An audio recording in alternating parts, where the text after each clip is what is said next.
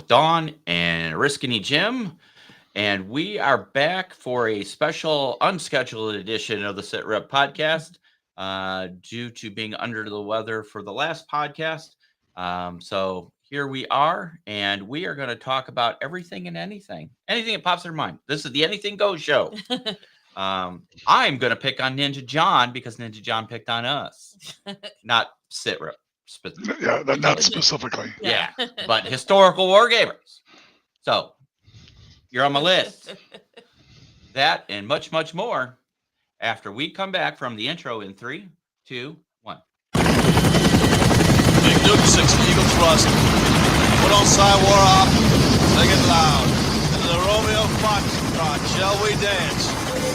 You are listening to the SITREP Podcast, your source for everything related to historical wargaming. Whether you are looking for the latest wargaming news, reviews, painting tutorials, or playthroughs, you will hear about it right here. So grab your favorite beverage or brush and let's hit it. Okay, guys, we're back. Hey, Yeah. The A team is here. The B team is nowhere to be seen. Let's just put it that way. I didn't say it. You guys said it. So there. I said it. Okay. So, as traditionally, we'll start off with, what have you been doing? I wonder. Yesterday was Foundation's release day, pre-release. Hold on, excuse me. Yes. Jim, do you got a copy of War and Peace? You might want to start reading it while she starts talking. Go ahead. Oh, okay. I'm not gonna go on that long about it. No, so the newest Foundation's Magic set came out, and it is awesome. I got 2 boxes, and it is, to me, I think it's like what they used to do with core sets, because they don't make core sets anymore, but that's what this feels like. So it is a collection of cards that we have seen kind of throughout Magic history. They are staple things that anyone and everyone would like to use. They are not, they are in universe really only. There's not a bunch of goofy, weird IP related things that are mixed into it. So like it's kind of more traditional Magic, and it was such a joy to open. I cannot wait to start building decks with it. And value wise, really listen to this. See what I have to deal with? We're supposed to be more inclusive these days. Exactly. All right, you're picking on Ninjon. I'm gonna pick on you. Fine, go ahead. Knock it off. But value wise, if you're looking at it from an investment, go for it. Now, granted, it's pre-release, right? So it won't drop for everybody else, for another 2 weeks. And so over these next 2 weeks, the prices of cards are going to start to come down as more are out in the market. But with what I opened yesterday, full transparency, about 2 boxes that I pre-ordered, so they were cheaper when you pre-order, it was $242. And in rares, mythics, and full art cards that I got, I had $525 or something worth of card value just in those. So sell them now. Unreal. No, I love them all. Plus I got Jesse now, so I'm going to share cards with Jesse. So we're going to have lots of fun building some stuff. And then I know we're going to play some Magic when Gaz comes over too. So that's what I've been up to. Jim, what's up? Oh man, what isn't up? It's been an interesting couple of weeks. You guys do anything fun for Halloween? Not really. Did we do anything? Yes, we did. Your hospital, yes. Yeah, we had our drive-through trick-or-treat. This was the second annual one, and huge success. It was really cool. Yeah, we had over 200 cars come through.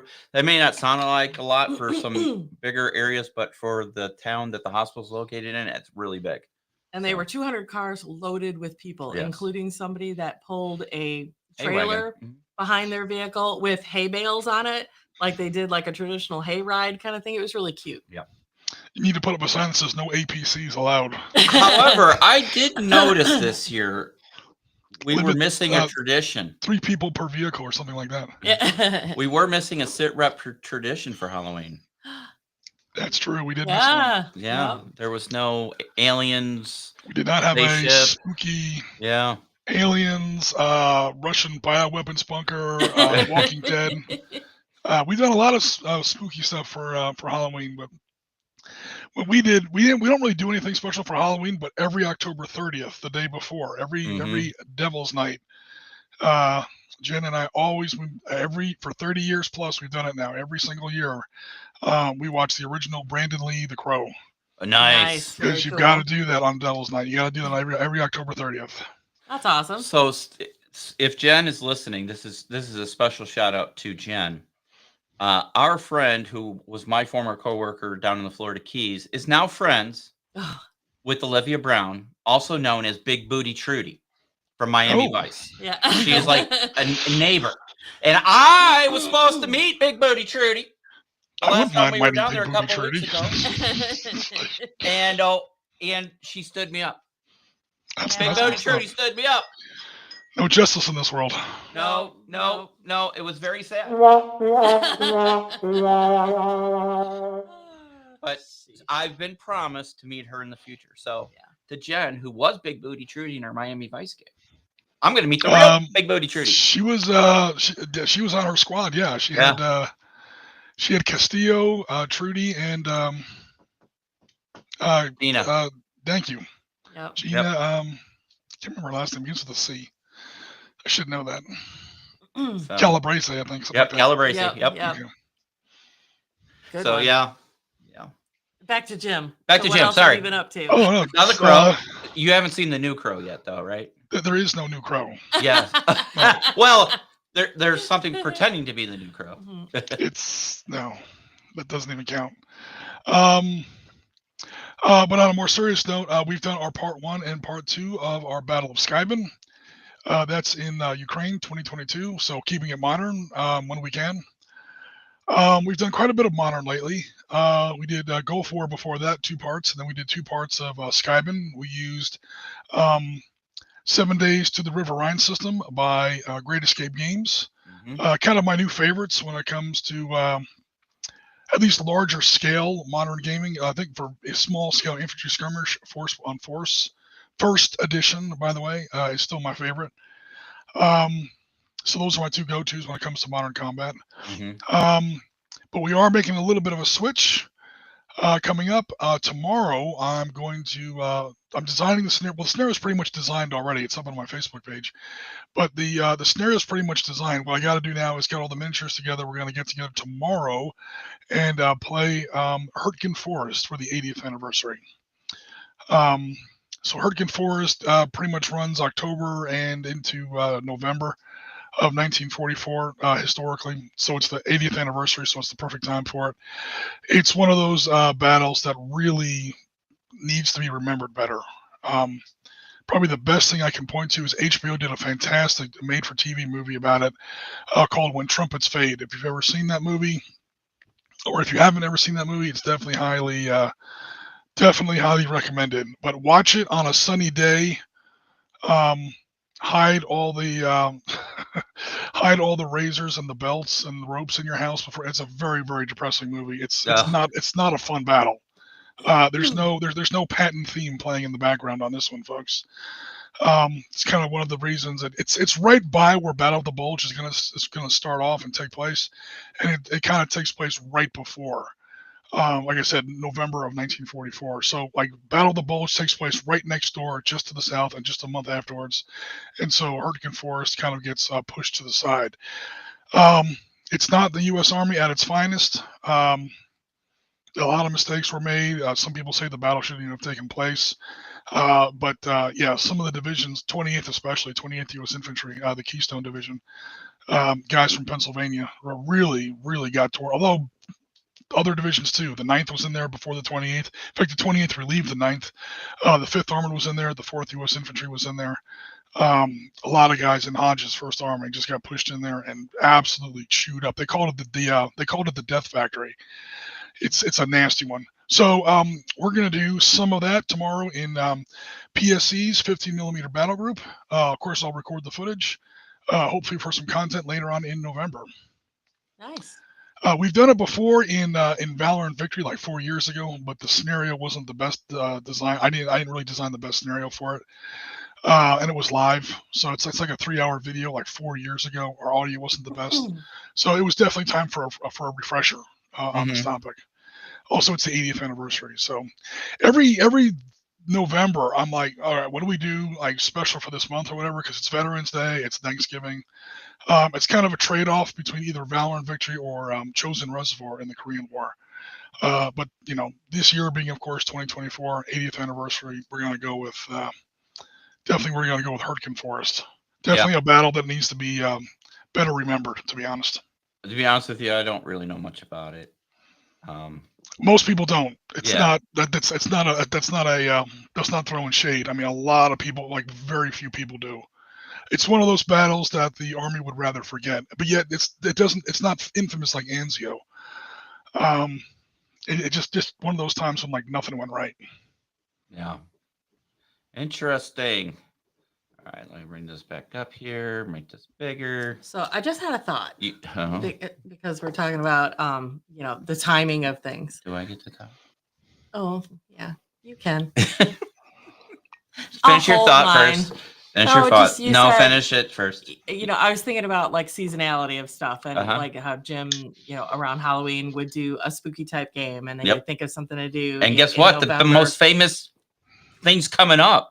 I can't wait to see what happens this year at the North Pole. I know. Well, that was one of the things I was going to ask. Are we planning for that? I don't know if we're going to do that this year. I hate to say it. Well, somebody else could do something. Look, nobody can do it the way you do it, Jim. I know.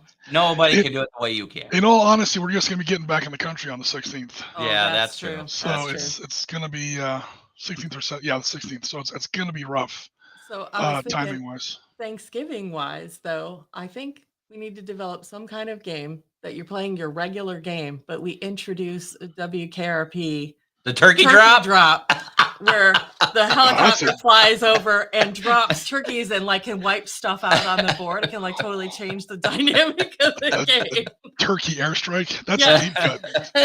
I swear to God, I thought turkeys could fly. I don't know what made me think of that, but I was like, that could be really entertaining on a game board. Well, the only thing I remember from that show was what was her name? Laurie Anderson. Mm-hmm. Yeah. I should say the only two things I remember about that show were Laurie Anderson. Anyway, sorry. Why, whatever do you mean by that, Jim? I was a young kid in those days. I was like, whoa. So we cannot let Jim down. We cannot let our fans down. Jim has been doing this North Pole, Assault on the North Pole for years. 10 years. Yeah, 10 years. Yep. 2014 was the first one. Yeah. 10 years. We cannot let it go down. Okay. 10 years. Anyway. Well, we need to figure something out. We're going to have to figure something out. Okay. I mean, we could probably throw, like not last year was a big deal, but the year before that we threw it together in like 20 minutes. We played it live in 30 minutes and it was done. I mean, it doesn't take a lot because we have all the stuff for it. The problem with that project every year is I run across the same problem every single year is we never have I have no more opponent armies to put up against. Yeah. Of course, I have Santa's army, but who am I going to put them up against? I got an idea. Do you have the army? Because I don't have the army down here. Well, fun. Prince Army's really quick. The British military from 1776 attacks the North Pole. And I do have that. Troops, yeah. Santa's troops. And then we have Mel Gibson in the Patriot leading the countercharge. You lost me. Hanging his head, shaking his head. You lost me right there. Hi, Ben. I knew that would get him. Yeah. Nothing against Mel Gibson. I mean, that's not really politically correct to say these days. I just watched Edge of Darkness, which turned out to be a really good movie. But it's that one particular movie. It's just so badly written. Yeah. Well, if you take it as a popcorn movie for a Sunday afternoon to get your blood in the rah-rah, America, America, America, it's a good movie. I can't do that, though. Physical impossibility to separate the two for Jim. Yeah. All right. So what you been up to, Bill?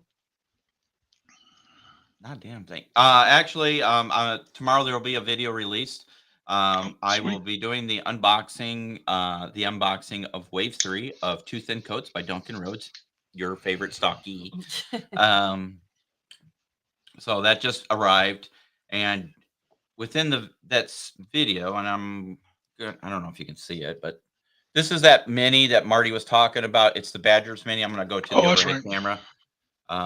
Bloop, bloop, bloop. I don't know. If Yeah, we were looking at that a couple episodes ago. Yeah, so that's going to be fully painted during that video. I mean, and I'm only going to use the paints out of the Wave 3 box. So God help me if there's no flesh tones or metallics. Yeah. If it's all purples and yellows and things, it's going to be a wacky looking dude because it's two, I'd say, medieval-ish, Viking-ish guys. One that has a drinking horn and one's got a little flask and their arms and one's wearing chainmail. We could very well be singing some drunken song. Yeah. and- yeah. I'm thinking that if you don't have any of that right kind of paint, you make him into a Mardi Gras figure. Nice. So purple and yellow. There you go. Yeah. Yep. So Put 'em on that's the bourbon plan. I'll prime it and film it. Boom, and we'll be done. Cool. But other than that, I backed to Kickstarter. To anybody's surprise, Shocking. I backed this one. I will share the screen. Ink. Vanguard Normandy by Warlord Games. I know nothing about it other than it's a board game with sort of minis, plastic minis, board game minis. This was the one that's Yeah. meant to be like the bridge over Yeah. to get people. So, and Jim, it's in the classic gray and green. Gray for really? Germans and green for the Allies. Oh, those are the days. Yes. There we go. And I guess you can build battlefield with tiles and is it a hex? yeah, it's hex based. And nice. yeah, so and then I of course I went all in, so we get everything. So there's other stuff and yeah. So again, exclusive mini. Oh, that's cool. But yeah, it's basically depending on the scenario is how you build your board, and it's hex based, and it's just little standy miniature plastic miniature. So it's a board game that uses plastic miniatures. I don't want to say like Axis and Allies or Command and what's that game? The one that everybody plays. I know you're talking Chain of Command, something like. No, I know what you're talking about. Yeah, that game. So, yeah. So anyway, again, I'm not sure why Warlord chose to go on Kickstarter with this, unless they felt that it wasn't going to be that pop. Oh, you can play it on Tabletop Simulator. I know because they've been talking about this. I mean, we Well, talked at about this Adepticon. at Adepticon. Yeah. So for a while, it's not like it's new. Right. It's new. Not I don't new. know. I feel like people just use Kickstarter as just a launch platform, Yeah. not to bring a concept to reality. Yeah. So Purple and yellow is the Minnesota Vikings colors. Yes, the Purple People Eaters. that is also true. Back in the day, they were the Purple People Eaters. Yep. Didn't you say one of them had like a Viking horn, like a drinking horn? Yep. Yeah, this one. Yep. Drinking horn. Yep. So yes, so Vanguard is out. It's got roughly, I think, like a week left or so. I don't know why it's not moving with me here. 13 days. But I guess if you really want to figure out how to play, I didn't see this. I guess I should read the thing more than just saying I'll buy it. You can actually demo it on Tabletop Simulator. That's cool. Yep. Play the demo. Click here. Play demo. Are you sharing your screen or are you just No, I'm looking just at looking. this? Okay. So, okay. Anyway, there's that. And you know what's coming up in 2 months is January 22nd. Oh, here we go. January 22nd, Another annual 1879. tradition. You know what's January 22nd, It's like, 1879? please don't ask me. Please don't ask me. I do not. The Battle of Rorke's Drift. Wanda and Rorke's Rorke's Drift. Thanks, Jim. I was trying. Like furiously typing a private IM or something. So, yeah, we're going to have to play a little Rorke's Drift or something. Yeah.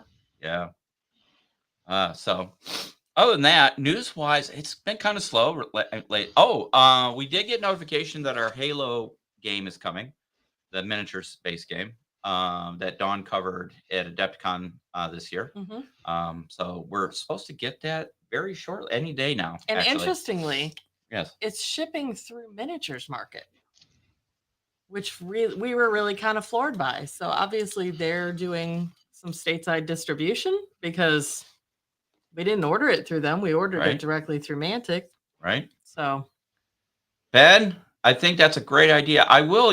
You know what? If there are purple and gold in the set, or if I can make a purple shade, there you go. one of I these like guys will be purple and gold just for you, sir. it. Just blue. for you. Good morning, Jen. Or do I do a purple and gold one and a green and gold one for the nasty ass Packers?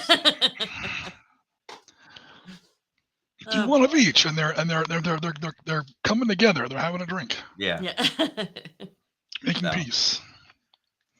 Jen, did you hear about Big Booty Trudy? So other than that, yeah, the really news-wise, Mm-mm.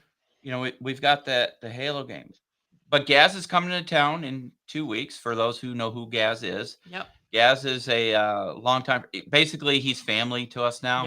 Yeah. This is his third Thanksgiving that he'll be spending with us. He likes to come for a traditional He's American an honorary Thanksgiving. American for Thanksgiving. So every couple years, he comes to the U.S. to spend Thanksgiving with us, and so he's coming this year. And hopefully without COVID this time. yes, hopefully he doesn't bring us COVID like last year or last time. The last time he came to stay with us Took for out the Thanksgiving, whole house. took out the whole house with COVID. Yeah. Truth.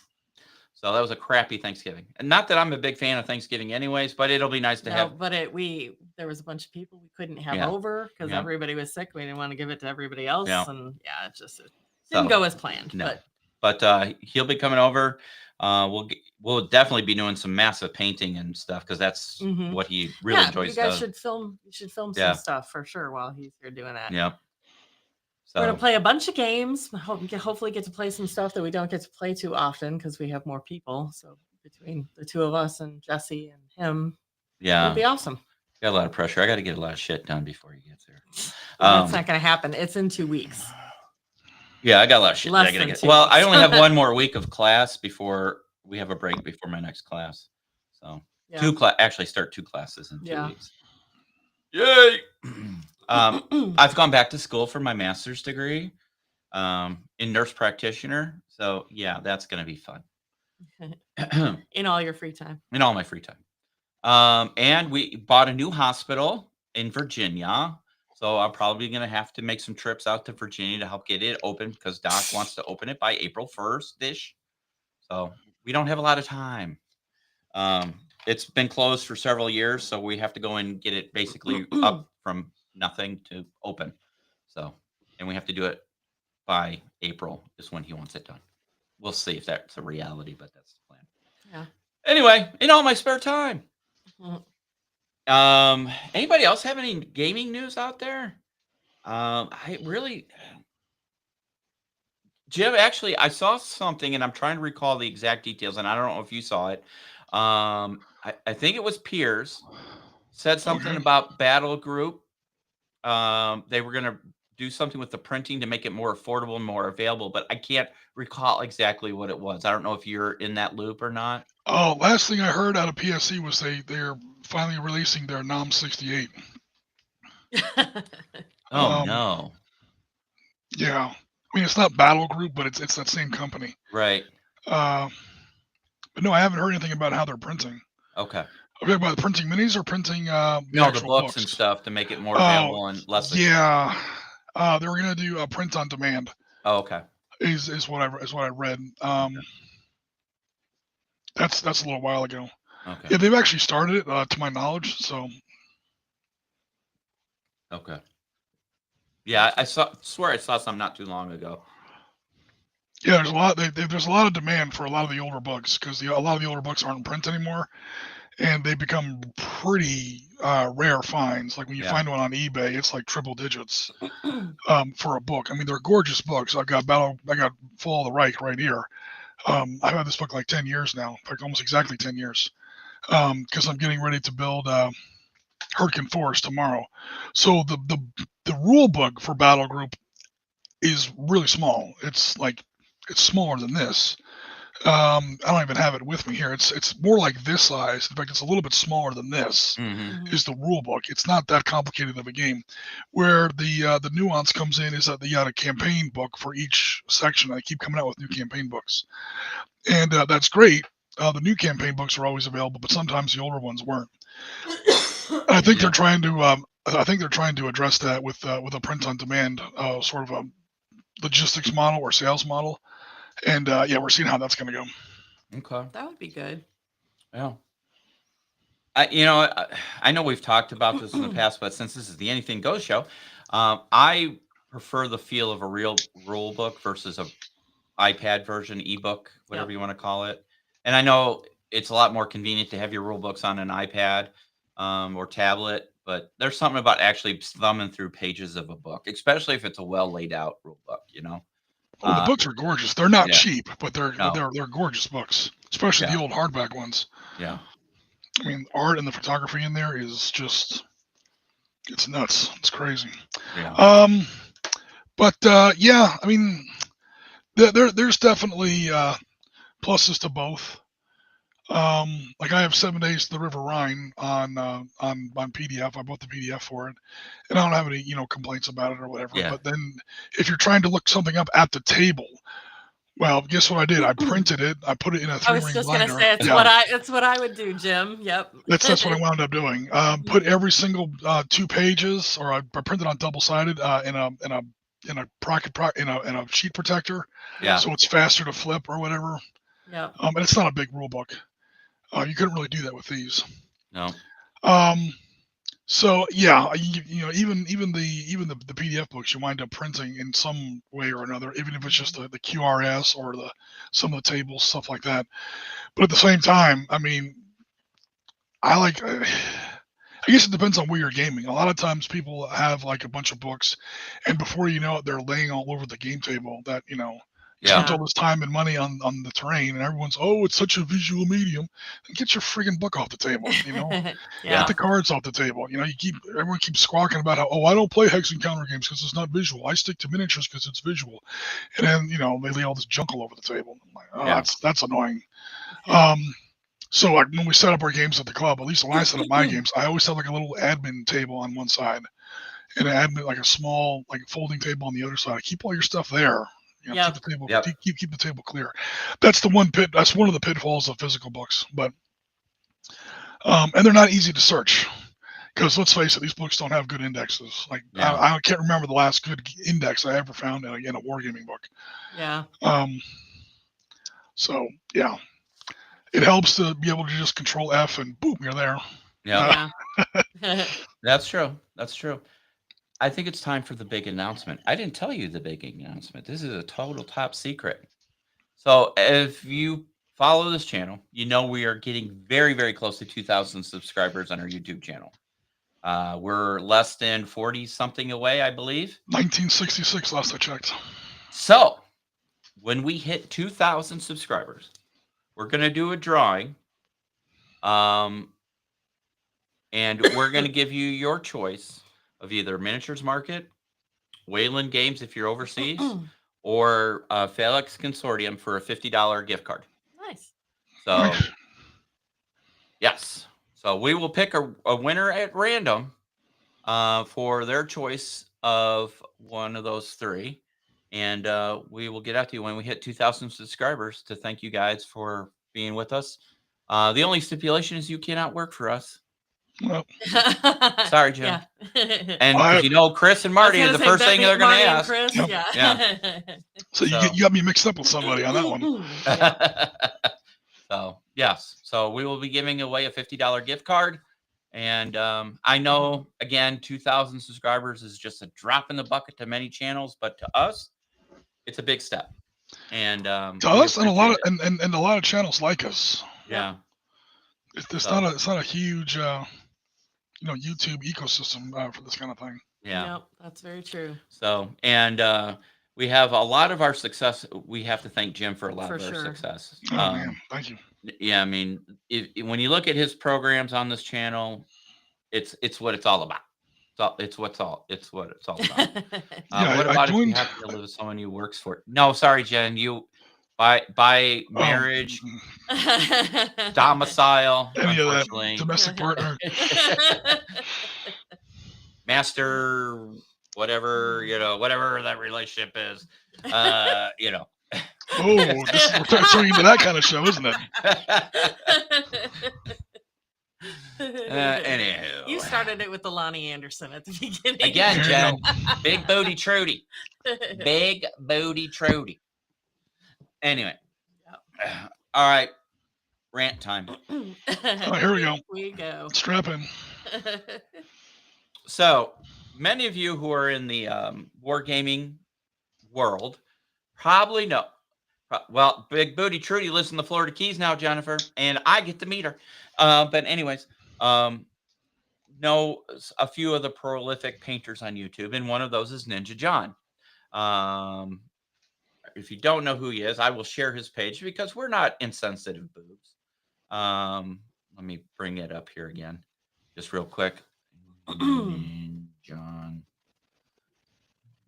Yeah. So yesterday he released his most recent video, and let me share my screen here so you can see. There we go. John? Ninjon. Right there. This video right here.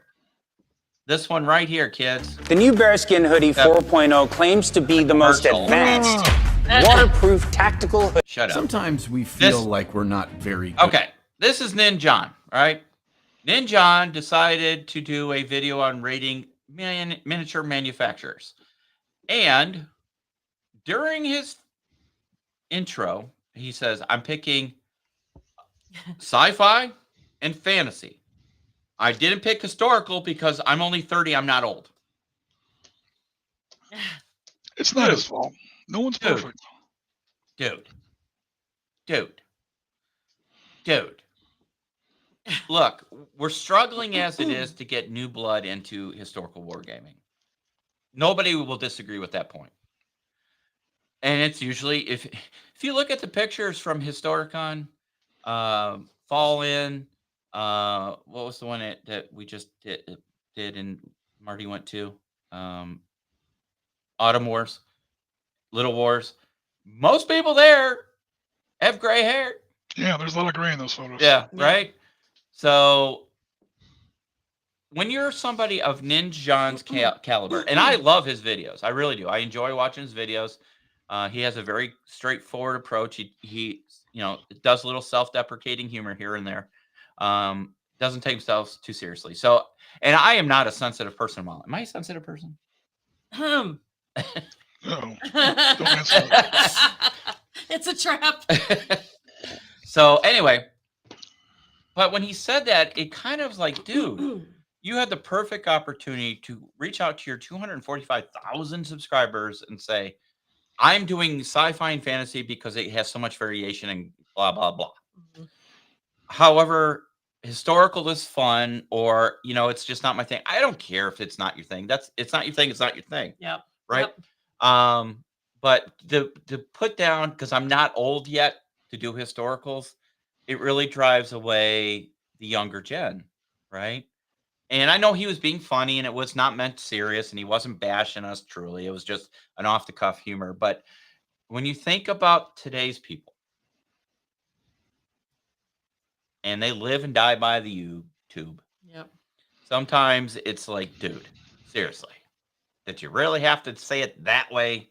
Well, let's take that a step further, even, because I also was thinking about this. And now, granted, you have to limit what you're going to talk about to some degree, right? Because it can't be an all-inclusive list, that would be forever years long. Correct. However, how hard would it have been to include the handful of big names that are the producers of the historical minis? Like at least it would have touched your list or whatever. But you know what? To be fair to him, he's not a historical guy.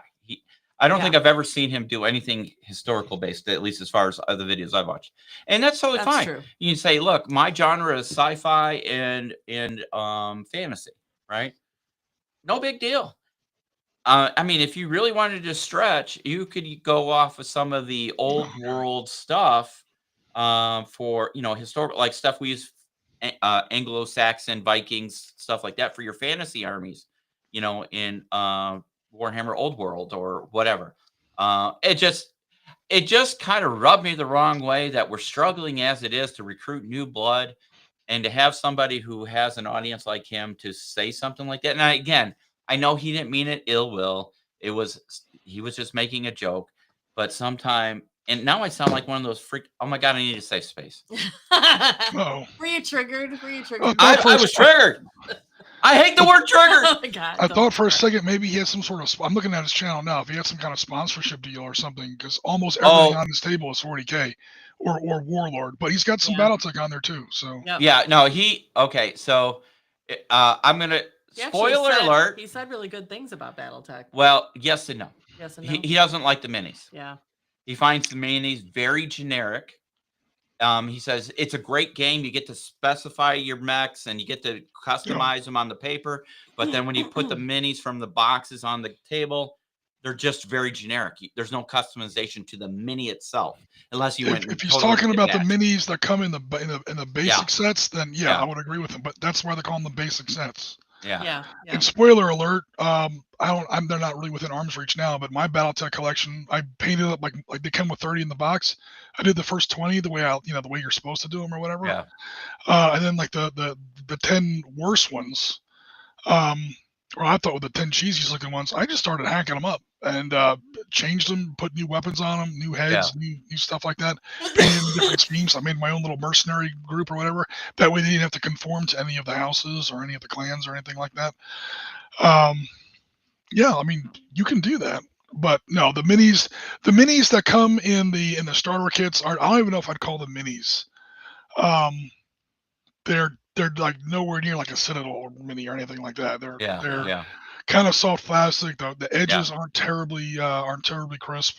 Yeah. You have to do a lot of pin washing to kind of pop out the details. I mean, I kind of get them on that part when it comes to.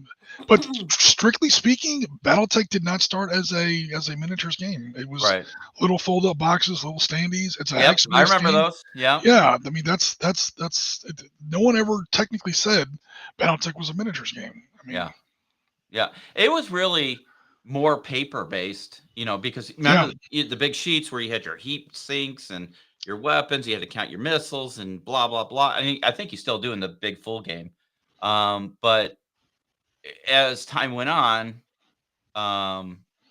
they started going to miniatures, and you had your Marauders and your I can't remember. Was that well, miniatures. Oh God, Mad Cats, the Warhammers. I mean, there's literally thousands of them. Yeah. I have the database. I know you can download the database from some places, and there's literally thousands, like 3,000 plus, if you include all the variations. We should do a BattleTech episode. Everybody gets their own clan. Oh, you gotta be careful. Some people are not. I'm a clan player myself. Yeah. Ghost Bear for life, but there's a lot of players who are like. They don't like because the clans tend to cater to power gamers. Yeah. I mean, if you're familiar with the BattleTech lore, like there's the 5 houses or whatever, they're having and there you have to be a lot more tactical because your mechs are a lot more limited, and your guys, you have to coordinate with artillery and infantry, and you've got all this stuff like that. They try to make like a proper tactical war game, and then in come the clans. Kerensky and all his guys, they come back in like 30-50, and it's just like a Timberwolf in that game, like a Mad Cat or a Timberwolf, whatever, depending on what variant you're talking about. My favorite mech, big surprise, is like 3,000 points in that game. So a guy's going to sit there, he's going to spend a month painting up 1,000-point army or a 10,000-point army. And it's going to be like, 40 miniatures of all different classes and types and, branches of service, like combined arms kind of a thing. I'm going to walk in there with 3 Mad Cats. And more or less wipe the table with them. Yeah. It's the bolt action player. The analogy I always use. There's the guys like us who, okay, we're going to do Hurtgen Forest, or I'm going to look up 112th U.S. Infantry Regiment, 3rd 28th Infantry Division. We're going to do 3rd Battalion that was actually there at Schmidt and the Call River Bridge, and we're going to do it historically. And we're going to have the infantry and the artillery and a few bazookas because the Germans might have tanks. We're going to put together this huge, balanced, interconnected, combined arms kind of thing. And then here comes the bolt action player who just buys 3 King Tigers. Yeah. Yep. and says I can because the rules say I can. I mean, that's how a lot of people in BattleTech look at clan players, which I am one of them. So I'm that annoying guy in BattleTech who just says, man, I got my 3 Mad Cats, which I've updated, by the way. I've given up like 2 of the smaller lasers and replaced them with additional heat sinks. So those PPCs, I just fire them all day, and or those EPCs, those PPCs, and you just get to deal with that. Yeah. And my mech never overheats because I've got extra heat sinks in them. And they're like, you can't fire those things every turn. How is your mech not melting yet? I'm like, bro, those useless lasers that nobody ever uses, I ripped them out and I use that space and that energy and that weight for extra heat sinks to keep my real weapons going. And God save you if I actually get my guys in some water. There's like lakes on the field. You actually, usually you want the high ground in those battles. One thing about BattleTech, sometimes you want the low ground, because there's rules for it. Your mech can actually jump in a lake, and he's like sitting up to his waist in water, and you get big bonuses in your heat. And if you're a heavy energy based mech like a Timberwolf or a Mad Cat, just praise the Lord and pass the ammunition, man. You're just laying out fools, man. It's sometimes people get annoyed. Yeah. So great houses or whatever they call it, the 5 houses or the clans if you want to bring in the clans. I would have to brush up. I haven't played BattleTech in like 8 years, 8 or 9. It's been a long time. Ever since I wrote that article series, I haven't really done much BattleTech. No. Yeah, it's been a long time. Just looking at the content, Damon said Ninjon panders to the algorithm. Everybody has to pander to the algorithm some way. Otherwise, you're just not going to get the views, right? Mm-hmm. Outside your diehard subscribers, truly. So, from a business standpoint, and I'm assuming he does this full time, it makes sense. So I can't, and 40K is that low hanging fruit. Yeah. If you pander to 40K, you're going to get viewers, period. Well, on the one hand, yes. On the other hand, there's a lot of content out there for 40K, so I would imagine that space is pretty competitive. It's probably true. That's too. Also true. Yeah. I don't know. I'm just guessing. Yeah, no, you're correct. And Stingeon says he shouldn't have said it, even if it was a joke. Yep. I agree and I disagree. I mean, like I said, my whole thing was it's hard enough to recruit. Could he have said it a different way? Sure. It's not really his fault. Historical gaming. How does the phrase go? Historical gaming. It's a smart person hobby. So it's a hobby for smart people. It's not for everyone. So all you people watching us, you're geniuses. Yeah. That was little David SITREP smacking the shins of that was funny. And then he also went on to say Peachy's doing some content for Bolt Action. Yeah, I kind of noticed that. Well, you just had 3rd edition come out, which I have sitting in the box. Surprise! And yes, so we got to get some of this stuff on the table. I just need to turn all the TVs off, computers off, put some headphones on, and you know what? You said you like assembling stuff. Get to assembling. Give me some direction. All right. And then Jen says, love the game. BattleTech. Yep. Ding, ding, ding. Jim wins on a TKO. So, I mean, didn't you make some custom BattleTech mechs in one of your articles, Jim? I swear you did some custom stuff, like scratch built. Yeah, we were talking as a joke. I don't even know how we got on the topic. Our friends over on Tabletop, somehow they were talking about Team Yankee was coming out at about the same time. So wouldn't it be funny if Team Yankee came, had some kind of weird crossover? So I was like, well, all right.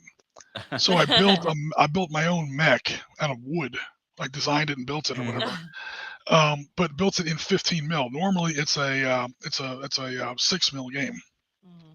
When you play with miniatures with BattleTech is always optional. It's always been an option. I know most people play with minis now, but technically it's only an option. But when you do play with minis, it's usually 6 mil. So these things are that tall, and they work with. I never made up stats for them. I've never used them. But a Russian one and a German one. And then they were gonna the Russian one was painted up in the same scheme as my Russian army at the time, my Soviet army at the time. It was like Battle Mech Kirov, we called it. And Eisenbar, Iron Bear was the one for the Germans. Put him in my Bundeswehr colors. Those big, the newer iron crosses the German army uses over there. Yeah. And we never got around to it, but the idea was we were going to have the Ronald Reagan, and it was going to have like stars and stripes like on his shoulders. Nice. Or something That like would have been yeah. pretty cool. And then for the British one, we were going to do the Thatcher, and she was going to have a blue handbag over one of her PPCs. Watch out! The PPCs are bad enough, but watch out for that friggin' blue handbag. That's cool. Too funny. So, changing gears a little bit. So, Ninja John, I love you, brother. If you're out there, if you get this brought to your attention, it was meant mostly in jest because you have not seen me go on a full rant. Let's just put it. I have not unleashed the dogs of war. This wasn't a drill sergeant. No. So, if you could throw us a little love to the historical side, we'd appreciate it. Yep. We really would. But changing gears, terrain. I've been thinking about terrain, right? Does terrain make or break a game? Miniature base, obviously, we're talking, right? Because you look, I can remember back in the day, and I still see it today. But back in the day, like when my dad and my uncle were starting out doing, their own casting of metal miniatures for American Civil War and Napoleonics, we would my mom would go to Joann Fabrics, or I think it was Joann Fabrics, and get bolts of different colored cloth, usually the felt stuff. Mm-hmm. And we would cut out like green irregular shapes, and that would be forest. And you and if you wanted to give it a little elevation, you put a book or something underneath it, and that was our terrain. We didn't have miniature buildings and trees and fences and whatnots. And I, to this day, still remember battlefields looking like that. And I don't think it really took away from the game from a visual aspect. You see people today, like we're guilty of it. We've got terrain in our case back here for Miniature Building Authority, which is beautiful terrain. It's resin, fully painted, all that stuff. And I have a 3D printer downstairs, and I've got all kinds of resin I need to use up. So I'm going to be printing some terrain, but and we have a box of the Alamo sitting over here. But the point being is, do you feel that terrain is as essential to the immersion of the game, meaning from a 1D to a 2D to a 3D, professionally produced stuff or home built stuff? Because like I said, in some games I've seen they have a hex board printed out, and then they just use different shapes to represent forest and a blue thing to represent water and stuff like that. So I don't know. I mean, if you want to get a game out quick, you just throw a tablecloth down and throw some hills, whatever. And then you see some of these more elaborate boards that people produce for wargaming, and it's beautiful, but how practical is it? Because if you ever tried to put a stand of minis on the side of a hill, it doesn't usually work out well if the hill's a little steep because they just fall over, you know? And then on top of it, then you have the Perry brothers who have this beautiful game room in their house, and their tables are just ridiculously beautiful. And the photos they do, I mean, and then you see, Alessio's there, and who's the other one? The one that wrote Warhammer. I can see Rick Priestley, and all these big wigs at their house. I'm like, dude, why are you ever getting? I guess you got to know me first, but I don't know, Jim. What's your thought on terrain? I think it's a big. I mean, I used to be exclusively a hex and counter gamer. In fact, I used to be one of those guys. One of those guys that kind of looked down on miniature, like, oh look, you're playing with your little green plastic. I stopped playing with little plastic army men when I was 10. What are you doing? What are you guys doing? course, I came around, and now I kind of consider myself like a hybrid gamer. I feel that terrain is really important because like 3D nicely made terrain or whatever. I mean, I try to make my tables look as nice as I can. Storage is the killer. I can make. Yep. I mean, I don't even spend any money on terrain. I just make it, and I know that's not really an option for everybody. But the problem with your own terrain is that sometimes when you make it yourself, it's kind of fragile. It's kind of tough to store. And then because like all my terrain is all made out of cardboard and paper mostly, and especially my buildings, and what happens there is you're limited in storage. Like if you try and store this in some non-climate controlled space down in Florida, your miniatures just dissolve, or your terrain just dissolves, depending on what it's made out of. And our club is not climate controlled 24/7, so I can't store any of my stuff down there. At least any of my fragile stuff. But I guess being like 2 points. Number one, being like this a guy that has like 1 foot in both worlds. Tabletop, hex encounter, area control, whatever you want to call it, like actual board kind of games, and then also miniature games. Is that the other kind of game, especially hex encounter games? Those games don't deal with you have to build models and terrain and all that stuff like that. So 100% of your brain real estate, so to speak, can go into the game or the historical research. It's not that hex encounter games are played by smart people and miniature games are played by everybody else. It's just that when you're playing a hex encounter game, the game is all there is. It's a much more pure kind of state of affairs. And you kind of give up on the whole visual aspect. I mean, I try and draw pretty maps, and I try to make nice looking counters, but the best looking hex encounter table will never equal even the most basic miniature table. I mean, when it comes to the visual impact. So I guess what I'm trying to say is, in a roundabout way, is when it comes to a miniature table, the point is the visual impact. If there's no visual impact to your miniatures table, why aren't I playing this in hex encounters? Nothing against people who like microscale. I know you guys like microscale sometimes, especially Bill. But like once you get down to like 2 mil or something like that, like why aren't you just doing this in hex encounters? I mean, it's literally. No, that makes sense. Yeah. So that was point one. Is I'll try to make my tables look very pretty, and film them accordingly, and try to make nice content for the channel. But additionally, on top of that, from a more mechanical and less subjective point of view, from a more objective point of view, so many of the games today, for better or worse, mostly worse, but for better or worse, have true line of sight rules. Your miniatures have to be in scale with the terrain, and the only line of sight rule in the game is you put your eye on the mini and you look, and if you can see the miniature, well, in order for that, you can't use just like flat pieces of felt. You have to actually be able to see the terrain, and it has to be in scale in 3 dimensions to be able to tell whether or not 2 units can see each other, or elevation questions, things like that.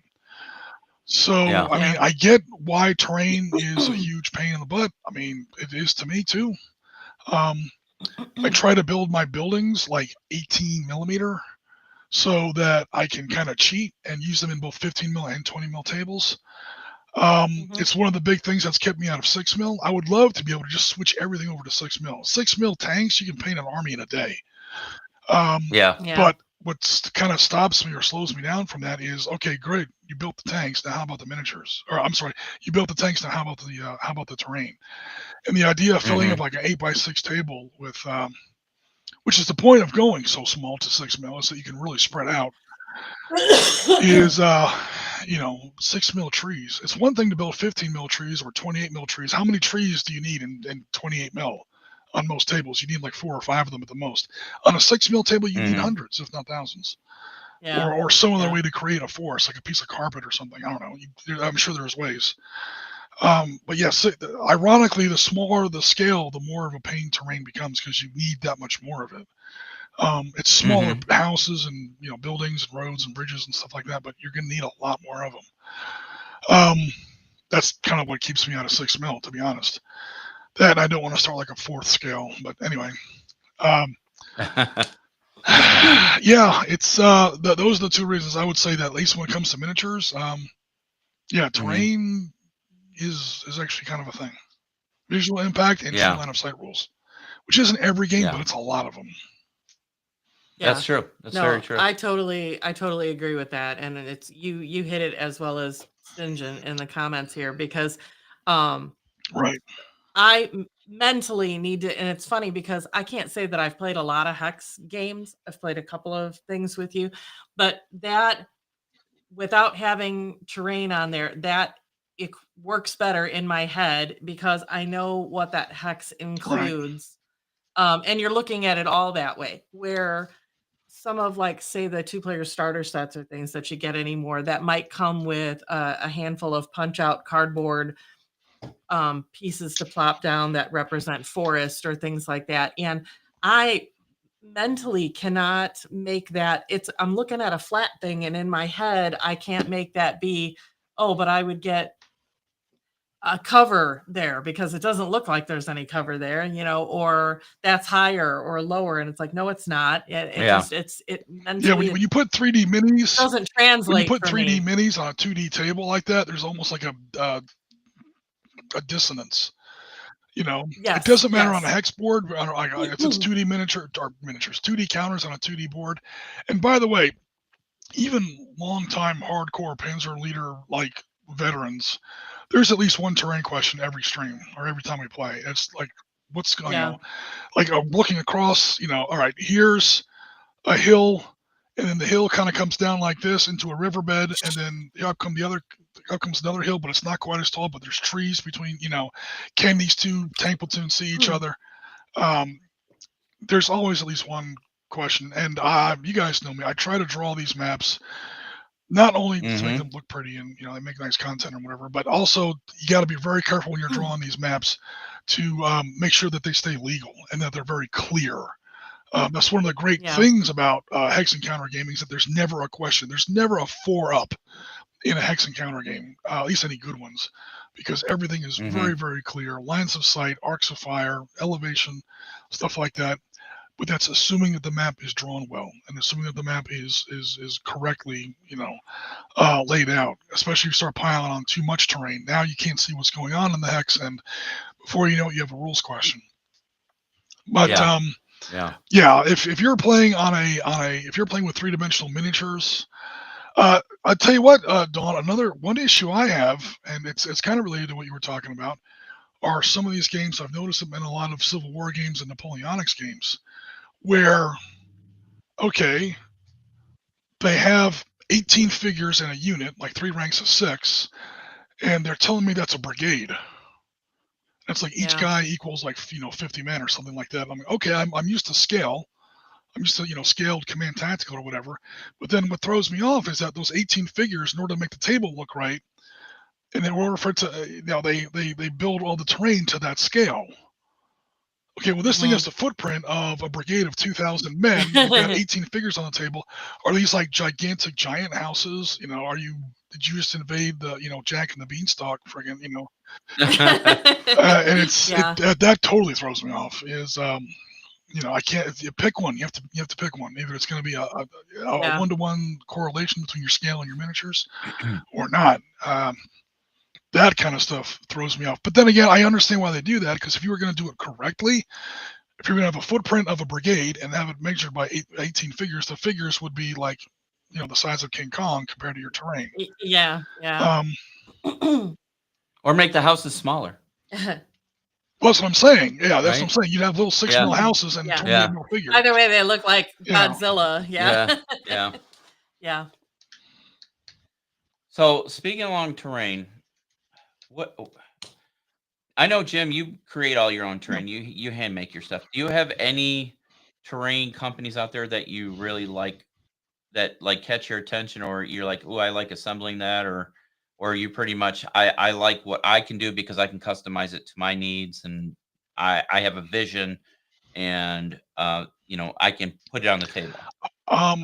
Honestly, hello Dennis, how you doing? Thanks very much for coming out. I just build my own terrain because I'm cheap, and it's building my own stuff has always been kind of a hobby of mine. So like I won't build my own miniatures usually, though sometimes I do. So that's just I don't really have any companies I go to for terrain. Every year when Christmas rolls around, I swing by Walmart or whatever, and I buy another stash of those little Christmas trees that people build like little dioramas with or whatever. They're like that tall. Yep. I buy like another 20 of those. Take them home, chop them up so they don't look like perfect cones, and spray them, green and then a lighter green zenithal or whatever. Basically, I just like reinforce my terrain every once in a while. But yeah, there's no like specific companies. There was like, I don't know what company it was, but Michael's Craft Store was selling palm trees. Palm trees I don't make myself because that would be very, very tough to do. It was expensive, but I eventually built up enough palm trees to like build a Vietnam table or a Pacific War table because they were like $1 a tree, and you need like hundreds of them. So I didn't buy it all at once, but over the course of like a year or so, I kind of built up my collection. But I don't remember what company that was. But other than that, I just build everything myself. For me, that's just part of the hobby. I mean, yeah, that makes sense. What about you? I mean, I know you have an extensive history of building terrain. I know, yeah. I mean, well, it's kind of a two-pronged thing because, like, I do very much love and prefer the look of resin terrain. And I don't have a specific company, that I'm loyal to with that. However, storage of that stuff is always a problem, and it's expensive. That stuff is it gets pricey real quick. I like my MDF terrain, and then it's funny, to Jim's point, it's as much for me about the getting to assemble it part because I enjoy that part the best, honestly. So honestly, foreground really used to be my favorite, but now that they're not a thing. Yeah. Who did we just see something on that's doing some pre-colored? Is it TT that's going to be doing it? No. Well, I know. just saw something. I knew you were going to say that. It was Micro Art Studio. Maybe. One of those companies. Maybe. Yeah. Doing pre-colored stuff. I mean, you already have Black Site Studio doing pre-colored terrain MDF. They kind of took over for foreground in that aspect. But there's ones that are doing the actual resin printing, UV resin printing on yes, MDF. That's what I saw the other day. I think it was Micro Art. It could be one of those other companies out of Europe. I just can't remember which one it is. And that looks really good, Jim. Well, I'm going to try and get my hands on one of the World War II buildings. And ruined buildings are. I would, if I had more money and more places to store it, I would consider buying ruined buildings. Because building intact buildings is one thing. Building ruined buildings, that's a lot tougher.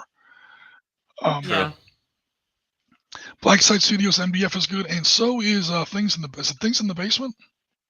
Things in the Basement, it's pretty good. I saw some of their stuff at Historicon. I don't have any of it myself, but it definitely looked good when they have it on display there. Yeah.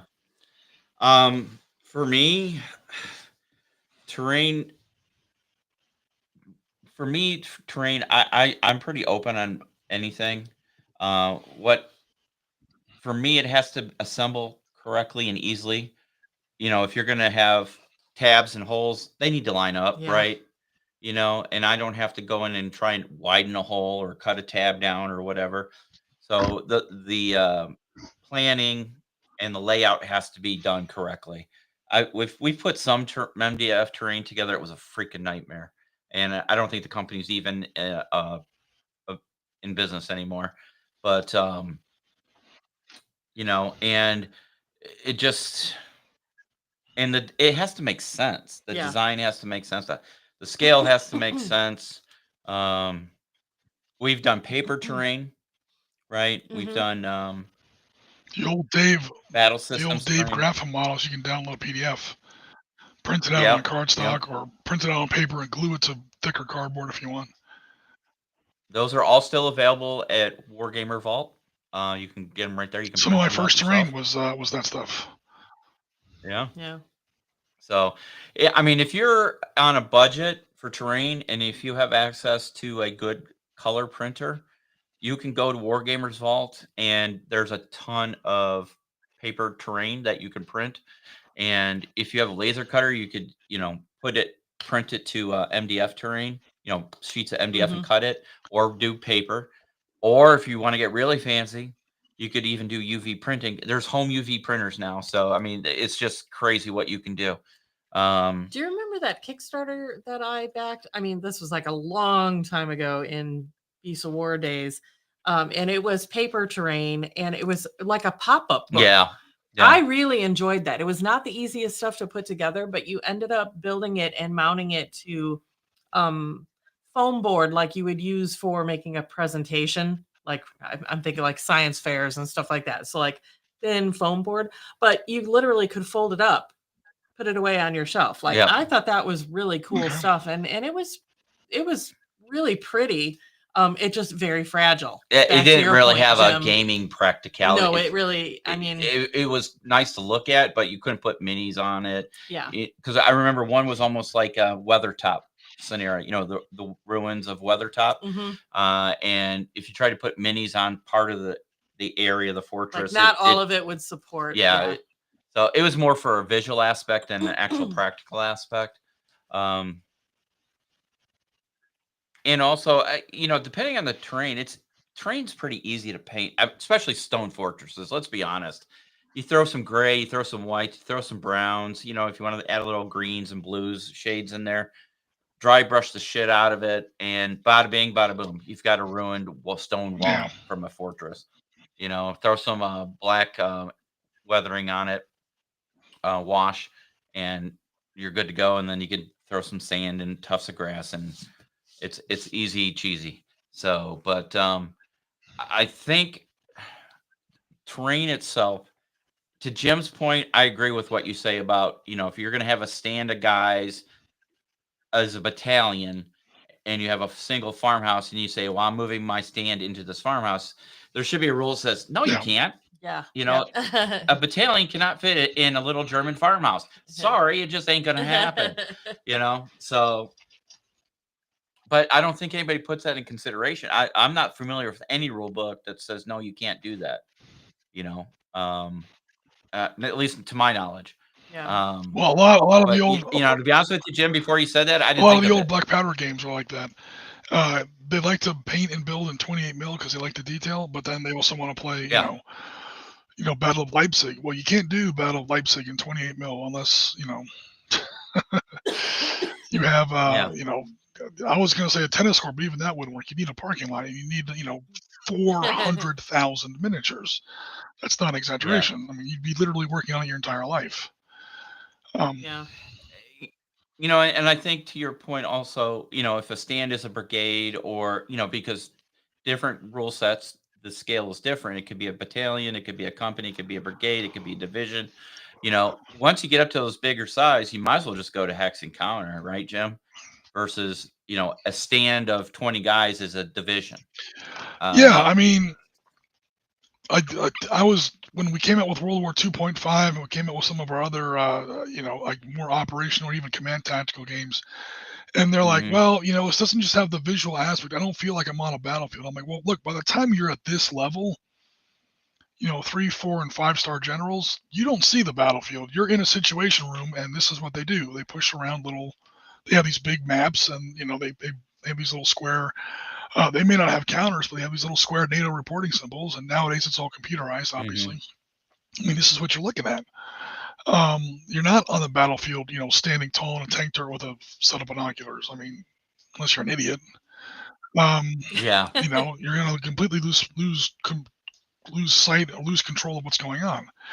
So and now, of course, that's if you're into that kind of gaming. If you're into that kind of gaming, that's what's immersive. I want to be sitting over a table, you know, with somebody bringing me a cup of coffee and, you know, looking at these tiny little, you know, counters and stuff like that. Maybe have like a radio loop going in the background or something like that.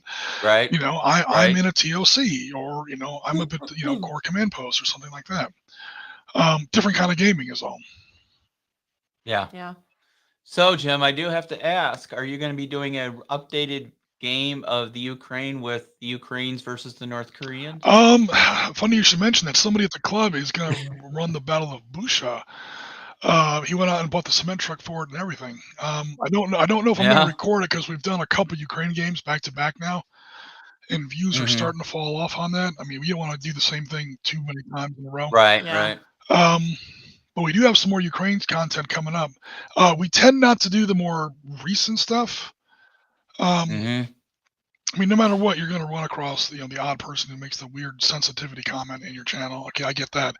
So but we like to do the older Ukraine stuff, 2022. The battles are a little more easy to manage back then. They're a little bit more conventional. Nowadays, there's a lot of electronic warfare, and I mean, it's like drones are drones crazy, have man. always been in there, but the drones became so dominant that now the battle's all about electronic warfare, is shutting down the other side's drones. And I mean, you can do that, but it's maybe not terribly a lot of fun in miniature. I mean, you make a roll and you see how it goes. Or you invest some points, or there's some sort of double blind like bluff mechanic or something, like who's putting more resources into electronic warfare to shut down the other side's drones. So that's number one. And number two, there's just a lot more information about the earlier battles. So far, Skybin, Makariv, Irpin, Hostomel Airport, Busha, we're doing a lot of stuff from that first month, basically, end of February into the February and March of 2022. It's what we've done so far. Our friend at the club, Mark Ritchie, did do one from 2024. That was a lot of fun. We had some German Leopards on the table. I've got footage for that. I just never made the episode for it. But yeah, so I mean, we'll do some more Ukraine content. But like I said, for next week, or not tomorrow, we'll play it. I'm not sure when the video will come out. Probably later on in November. We're going to switch over to Hurtgen Forest. We're going to come back from Belgium in December. I don't know. I'm not going to have time to put together any terrain in December, or any content in December. I might like, who knows? Maybe I'll run a live stream and show some of the photos we took. Like, here we were at this point. This is the part we were at the battle. This is what the field looks like today. We'll do something like that. Oh, that'd be cool. That would be really cool. So we're not like, you could do a battlefield tour like I did at Fort Donaldson, live from undisclosed location in the Battle of the Bulge in Bastogne or wherever. You could do that. That'd be cool. You could do a battlefield tour, Jim. That'd be really cool. That's basically what we're doing. I mean, I'll take a lot of photos, maybe even some video. So it'll be nothing live because I won't really have like a whole lot of bandwidth over there. Sure. But afterwards, sure. Hell, I should do that for. I mean, I got thousands of photos from Normandy. Granted, they're 10 years old at this point, but doesn't matter. I mean, I think people would really enjoy that. Yeah. I think a lot of people these days are really interested in the then and now type stuff. So, what it looked like during the event. So, and then what it looks like now, how much it's changed. I see pictures where they do a contrast. They take like, something from Bastogne, and they take the same street buildings and they superimpose them to try and mesh them the best they can. So you can see what still looks like the guy has the photo up of 1944, and then he literally lays it down, and then you see like the exact same building. Maybe the windows are a little different, and the burnt out Tiger is gone. It's replaced with this little Jetta or something like that. But Prius. Yeah, no, that's really cool. Dennis, I looked at Black Site Studios for this Warzone Europe that you mentioned, and it looks to me. It looks like they took over for foreground, right? Doesn't it look like foreground material? A lot of it. Not saying that they stole or you want me to share the screen? You want me to share the screen? I'll share the screen. I'll share the screen. I share a screen. Boom. There. I share. So here's your, Europe stuff. Ruined tractor factory. That's Stalingrad, right? Yeah, Jim? That's gonna be a big one. And then Pavlov's house. That looks like it too. Very famous building in right by the river. We did made to order. We did a stream of that in that. It's a 4-story apartment block in real life. That kind of looks roughly like it. How big is that? It's approximately 32 inches by 12 inches by 11 inches. So it's 32 inches long by 12 inches high and 11 inches deep. That's going to be in like 15 mil, right? That can't be in 28. It's 28. It's too small for 28. Right? Is that what I read? Maybe I'm wrong. Let me look. Oh, no, I'm not. 32 inches. That's not even 3 feet. Well, hold on. 3 feet is like. I take it back. That would probably work. Pavlov's house was actually That's 28 mil. 28, Pavlov's house yep. was actually pretty big. We did like a 5-hour stream on that in Valorant Victory a couple years ago. It says with almost 12 square feet of playable space across all the floors, rooms, this monster kit is the largest. Oh, so like every Yes. floor you can take off? Yes. Wow. Every floor. Yeah, like 54 days they held out in there. That's crazy. That's wild. Yeah. Interesting. You need a huge Very cool. table for that, though, because not only do you need a table big enough for that, but you have to do like 9th of December Square that was immediately to the north. You have to do the river approaches that were immediately to the east. Yeah. There was I can't remember the exact, it was like a granary or something. There was a smaller building just to the south. And there was like trenches between all these buildings, and it was like this little fortified honeycomb complex that they put together.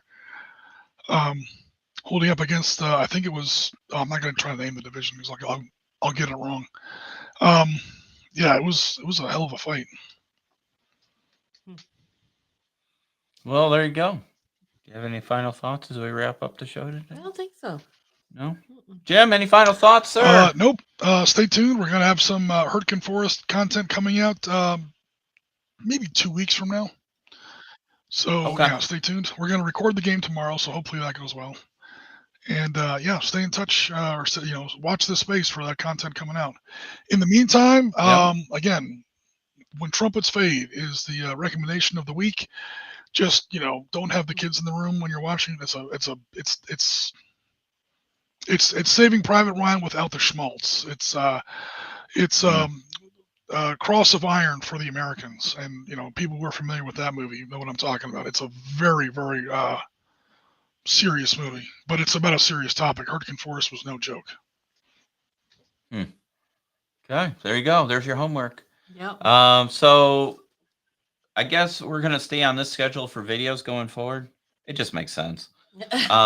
So our next show will be on the 23rd, and if timing is right for Jim, then the 24th would be when the Hurtgen Forest video would come out, and that'd be right before That's what I Thanksgiving. mean. Was it the 24th?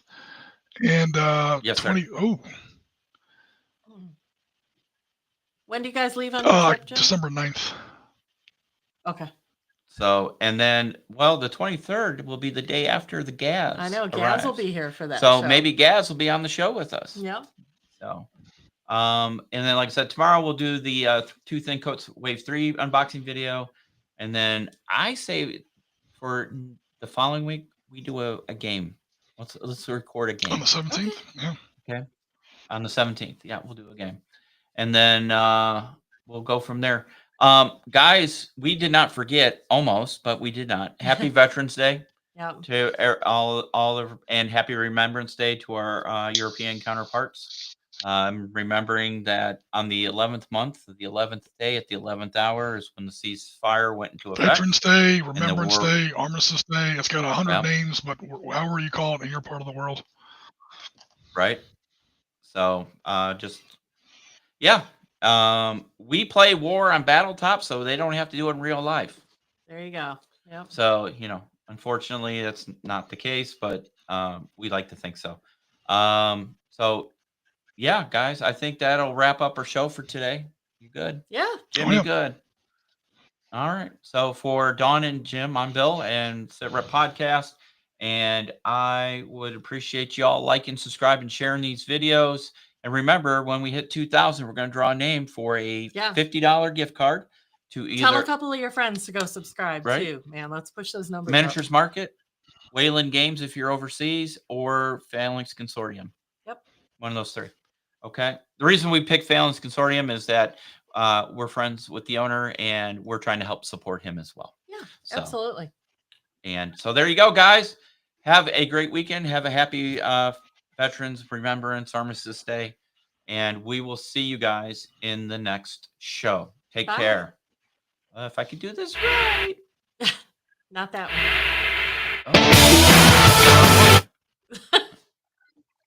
There we go. You have been listening to the SITREP Podcast. We hope you have enjoyed the show. Make sure you like and subscribe to all of our channels on Facebook, YouTube, Twitter, Twitch, and Discord.